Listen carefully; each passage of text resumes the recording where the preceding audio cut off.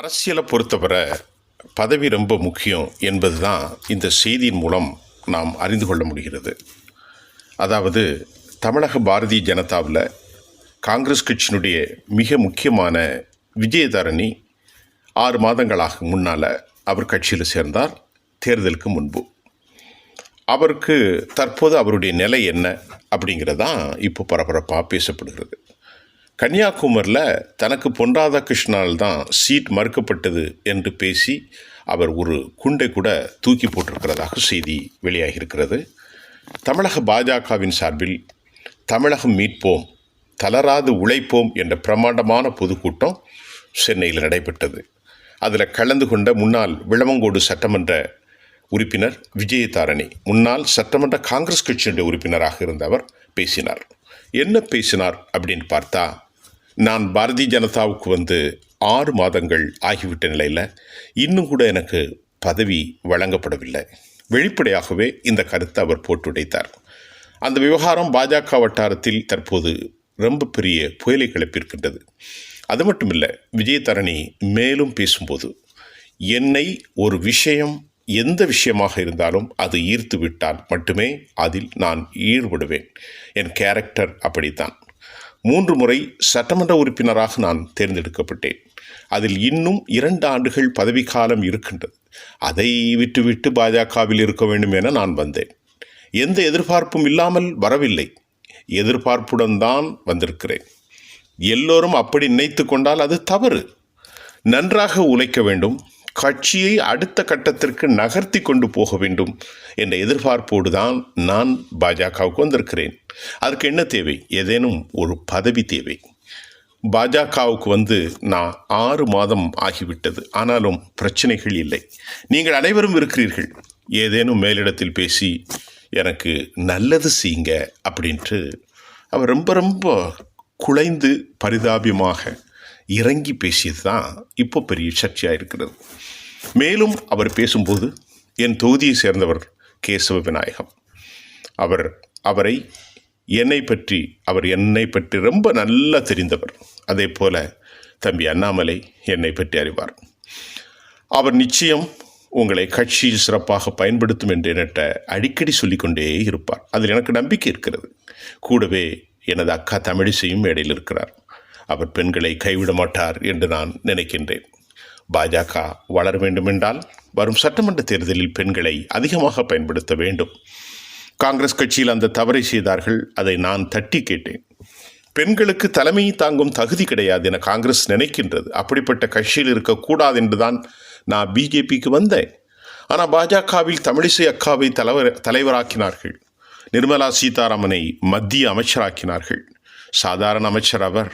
நீதித்துறையும் பாதுகாப்புத்துறையும் ஒரு பெண்ணை நம்பி கையில் கொடுத்தது பாஜக. அப்படி பெண்களை மதிக்கும் கட்சி பாரதிய ஜனதா என்பதால் தான் நான் இங்கே வந்தேன் என்று பேசியிருந்தார். அதை மேடையில் கேட்டுக்கொண்டிருந்த அண்ணாமலை விழுந்து சிரித்தார். பதவியை தருவாரா தரமாட்டாரா என்பது புரியாத புதிராக இருந்தது அவரது சிரிப்புக்கான காரணம் என்று இப்போ எல்லாரும் சொல்கிறார்கள். கூட்டத்தில் அமர்ந்திருந்தவர்களும் விஜயதரனுடைய பேச்சை கேட்டு சிரித்தார்கள்.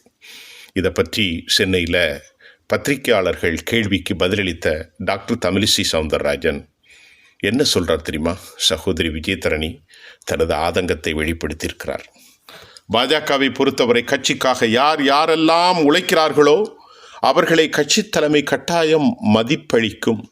சில நேரங்களில் உடனடியாக அங்கீகாரம் கிடைக்கும், சில நேரத்தில் காலதாமதமாகலாம். எனவே விஜயதரணி நம்பிக்கையோடு இருக்க வேண்டும். நாடு முதல் 2வது கட்சி, 3வது சொந்த தேவை. அது விஜயதரணிக்கும் பொருந்தும் என்றும் டாக்டர் தமிழிசை விளக்கம் அளித்து விட்டார். மீண்டும் இந்த விவகாரம் குறித்து நேற்று பேசிய விஜயதரணி மறுபடி பல உண்மைகளை போட்டு உடைத்தார். அதில் அவர் என்ன சொல்கிறார் அப்படின்னா, மக்களவை தேர்தலில் போட்டியிடுவதற்கான வாய்ப்பு எனக்கு உருவானது. அதில் மாற்று கருத்து இல்லை. முதல் பட்டியலில் என் பெயர் இருந்தது. ஊடகத்தினர் அறிவார்கள். சீனியர் தலைவரான பொன் ராதாகிருஷ்ணன் தொகுதியில் போட்டியிட வேண்டும் என்பதில் பிடிவாதமாக இருந்தார்.